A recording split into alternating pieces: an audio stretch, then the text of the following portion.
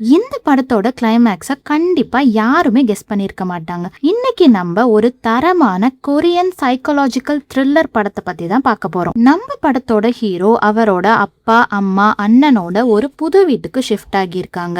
அன்னைக்கு நைட்டு நல்லா மழை பெய்யுது. அண்ணனும் தம்பியும் அப்படியே நடந்து போலாம் அப்படின்னு சொல்லி வெளியே வராங்க. அப்போ சடனா அந்த அண்ணனை ஒரு கும்பல் கடத்திட்டு போறாங்க கார்ல. கரெக்டா ஒரு 19 நாள் கழிச்சு அந்த அண்ணன் திரும்பி வராரு வீட்டுக்கு. ஆனா 19 நாள் நடந்த எதுவுமே அவங்க அண்ணனுக்கு ஞாபகம் இல்ல. என்ன நடந்தது அப்படின்னு அவருக்கு சுத்தமா தெரியவே இல்லை. நம்ம ஹீரோக்கு லைட்டா டவுட் வருது. ஏன் அப்படின்னா அவங்க அண்ணன் காணாம போனதை அவங்க அப்பா அம்மா போலீஸ்ல கம்ப்ளைண்ட் பண்ணவே இல்லை. அவங்க அண்ணனுக்கு எல்லாமே மறந்து போச்சு அப்படிங்கறத பத்தி அவங்க அப்பா அம்மா கண்டுக்கவே இல்லை. அவங்க அப்பா அம்மா அண்ணா 3 பேருமே ஏதோ ஒரு விஷயத்த நம்ம ஹீரோ கிட்ட இருந்து மறைக்கிற மாதிரி அவருக்கு தோணிக்கிட்டே இருக்கு. அவங்க அப்பா அம்மா அண்ணன் 3 பேருமே நைட் டைம்ல ஏதோ வியர்டா பிஹேவ் பண்றாங்க. நம்ம ஹீரோக்கு போக போக பயம் அதிகமாகுது. எங்க நம்மள ஏதாவது பண்ணிடுவாங்களோ அப்படிங்கிற பயத்துல ஹீரோ அந்த வீட்டை விட்டே ஓடி போய் போலீஸ் ஸ்டேஷன்ல கம்ப்ளைண்ட் கொடுக்கறாரு. போலீஸ் ஸ்டேஷன்ல போயிட்டு நடந்த எல்லாத்தையுமே நம்ம ஹீரோ சொல்றாங்க. அங்க இருக்கவங்க எல்லாம் அவரை ரொம்ப ஷாக்கா பாக்குறாங்க. இங்கதான் இந்த படத்தோட மிகப்பெரிய ட்விஸ்ட் இருக்கு. நம்ம ஹீரோ தான் ஒரு 21 வயசு பையன் அப்படின்னு நினைச்சிட்டு தான் எல்லாமே பண்ணிட்டு இருக்காரு.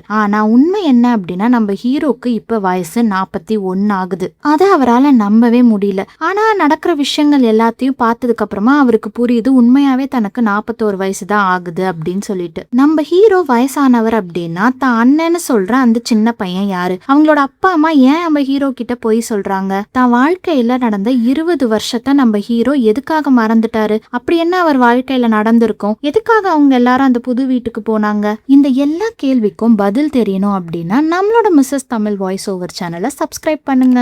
இந்த படத்தை பத்தி நான் ஃபுல்லா பேசணும் அப்படின்னு நினைச்சீங்கன்னா இந்த வீடியோக்கு லைக் பண்ணுங்க. இந்த படத்தை யாராச்சும் பார்த்திருந்தீங்க அப்படின்னா அந்த படத்தோட பேரை காமெண்ட் பாக்ஸ்ல சொல்லுங்க.